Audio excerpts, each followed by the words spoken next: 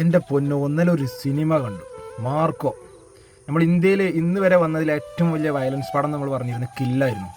അതൊരു ഇന്ത്യൻ പടം വരെ തോന്നില്ല, ഒരു മലയാള പടമൊക്കെ തോന്നും. അത്രയും സ്പീഡിൽ അത്രയും ഇത് അതിൻ്റെ ഒക്കെ അപ്പനായിട്ട് വരും.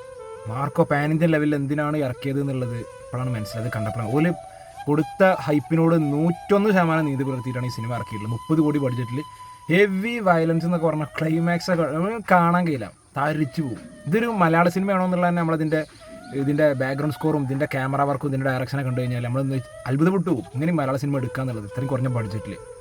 Unni Mukundan, Aneef Adeni, Shareef Muhammed, hats off. കാരണം അങ്ങനത്തെ ഒരു അറ്റംപ്റ്റ് അത്ഭുതമാണ്. ഈ സിനിമ എത്ര ഓടുന്ന വയലൻസ്, പക്ക വയലൻസ് ആണ്. അതിന് പറ്റിയ ഒരു സ്റ്റോറിയും കൊടുത്തിട്ടുണ്ട്. ജഗദീഷ് ചേട്ടൻ, സിദ്ദിഖ, ജഗദീഷ് ചേട്ടൻ ഒരു രക്ഷയില്ല, പൂളി സാധനം.